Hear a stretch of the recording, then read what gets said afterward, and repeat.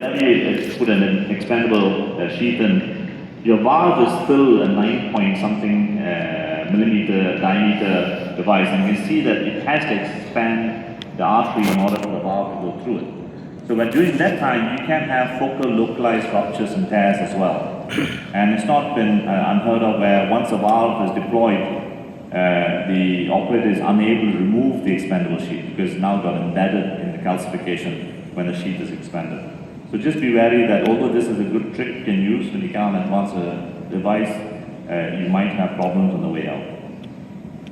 The other important thing about CT is about bifurcation. If you have a very high bifurcation, be very careful that if you're going to a transfemoral puncture zone, that your suture is not going to get caught on the inguinal ligament.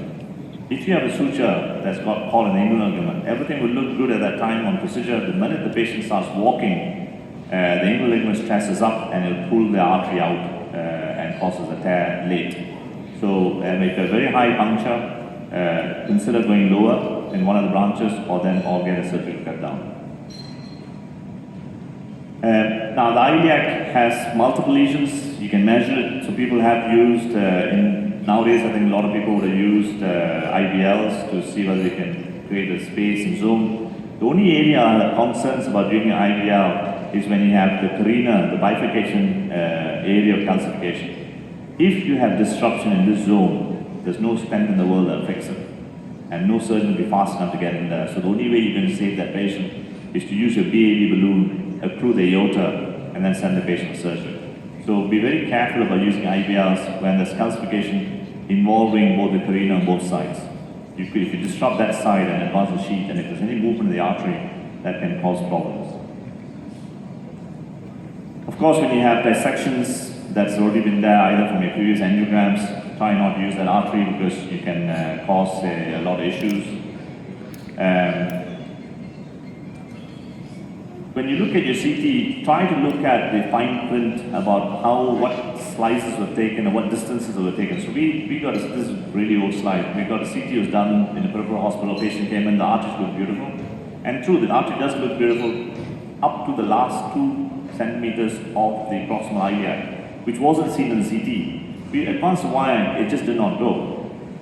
We took an angiogram, there was clear 2 focal lesions on the proximal iliac, which wasn't seen in the CT. We repeated CT on a normal slicing, 0.5 or 1 centimeter, 1 millimeter, and it was very obvious it was a bilateral lesion. So look at the CT, make sure that it follows current quality and trends.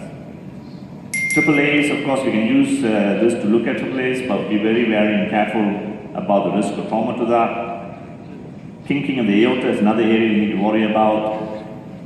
And finally, I think we look at significant kinkings, especially a patient who has a post-surgery, be very wary about that as well. I'm going to skip that. Coronary occlusion, you need to look at coronary artery heights. I think we've done a lot of that today, so I'm going to skip that part. The low wall steers and trifecta mitral flow, I think, is something you really do need to pay attention to. The risks are very high, especially in patients in India. Most of them are very small, especially females. If you do have that, you really do need to find some other way of treating these.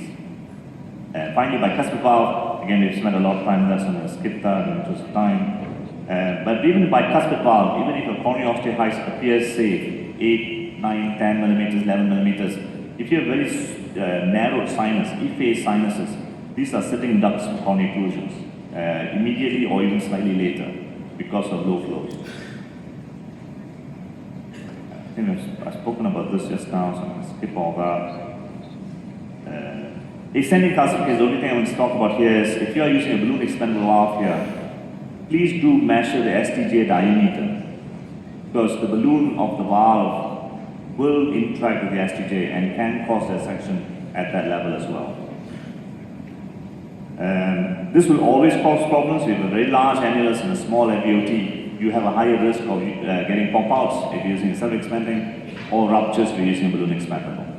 And then I think I've mentioned this before, if you have significant fibroelastic, especially type 0, I think balloon expandable is the best technology to use here, otherwise you will have constant pop-outs. I'm going to skip all that in just a time. I think when you have no calcification in anatomy, again, is a worry. You either got the diagnosis wrong, or you could have fibroelastic tissue that can cause stenosis. I am not going to talk about this. And then finally, I think if you have previous mitral valve prosthesis, be very careful about not the technology, but where your wire is, because it can get entangled with the prosthetic mitral valve. So in summary, I think look at the CT in more detail, assess it in more detail, pre-plan the case as well, because it does equal to good outcomes in happy patients. And finally, look at your quality of the CT as well, because that's equally important. And with that, I will stop.